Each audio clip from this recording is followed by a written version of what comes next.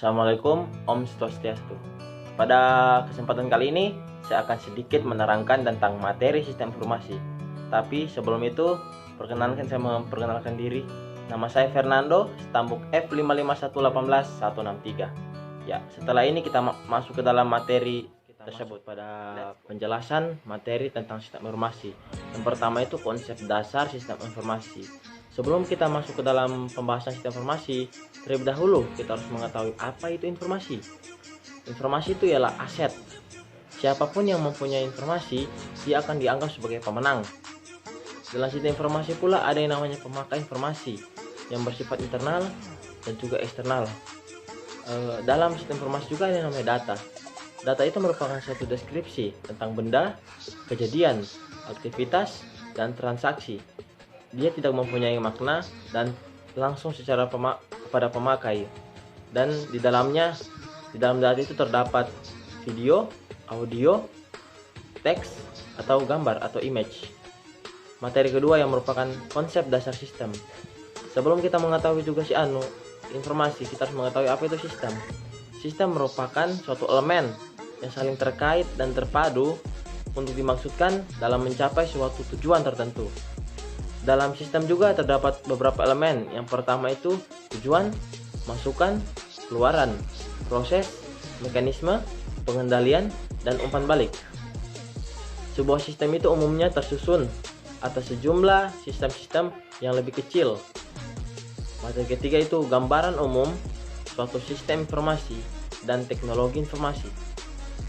Menurut para ahli mengenai sistem informasi ini merupakan suatu sistem dalam suatu organisasi yang mempertemukan kebutuhan pengelolaan transaksi harian yang mendukung fungsi operasi organisasi yang bersifat manajerial dengan kegiatan dari suatu organisasi untuk dapat menyediakan kepada pihak luar tertentu dengan laporan-laporan yang telah dibuat. Contoh sistem informasi ialah sistem reservasi pesawat terbang, penjualan kredit kendaraan bermotor, sistem biometrik, dan lain sebagainya. Ada juga teknologi informasi. Menurut kamus Oxford, teknologi informasi atau TI merupakan suatu studi atau penggunaan peralatan elektronika, terutama komputer, untuk menyimpan, menganalisa, dan mendistribusikan informasi apa saja, termasuk kata-kata, bilangan, gambar, dan apapun itu.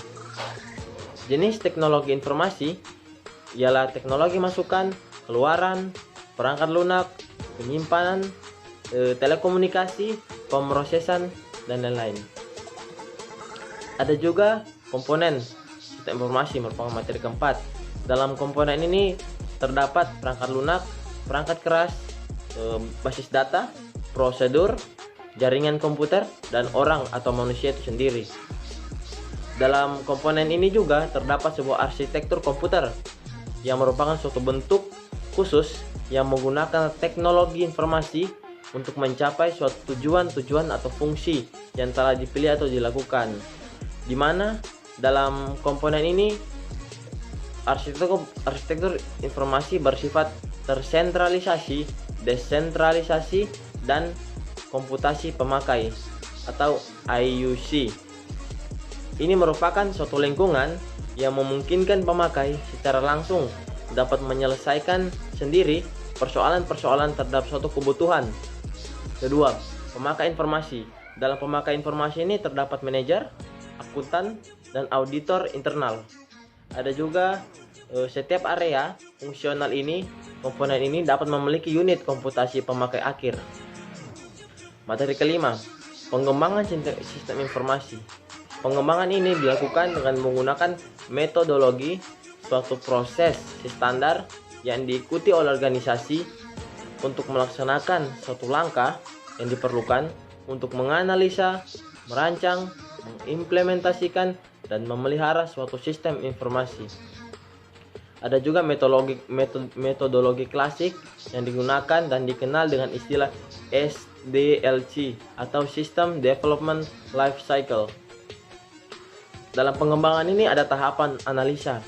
Yang pertama itu dimulai dengan adanya permintaan terhadap sistem baru.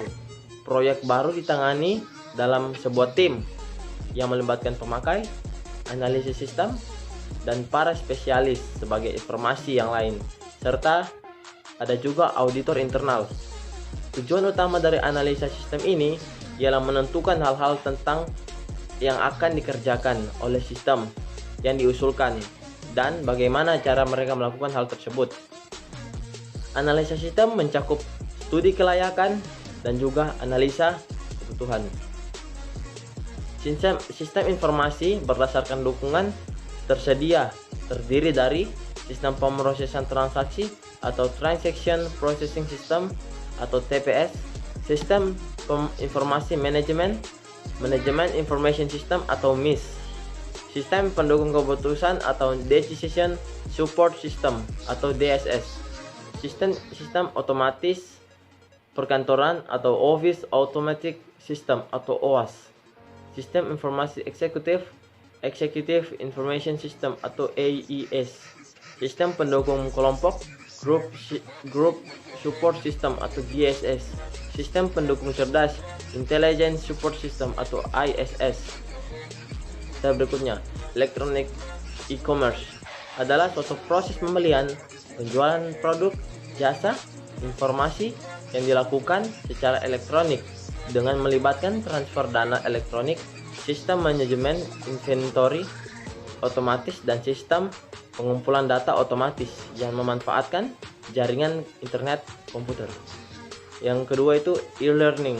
E-learning itu merupakan suatu sistem atau konsep pendidikan yang memanfaatkan teknologi informasi dalam proses belajar mengajar. Ada juga e-government.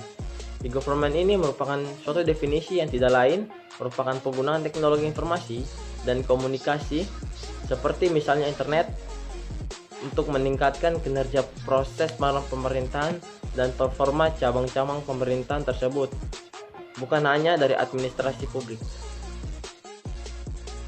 Ya, sekian video dan vlog saya hari ini guys, mengenai penjelasan materi resume sistem informasi. Jika ada salah kata, mohon dimaafkan, karena manusia kan tidak luput dari kesalahan. Jangan lupa like, komen, dan subscribe ada di bawah ini. Terima kasih. Dadah.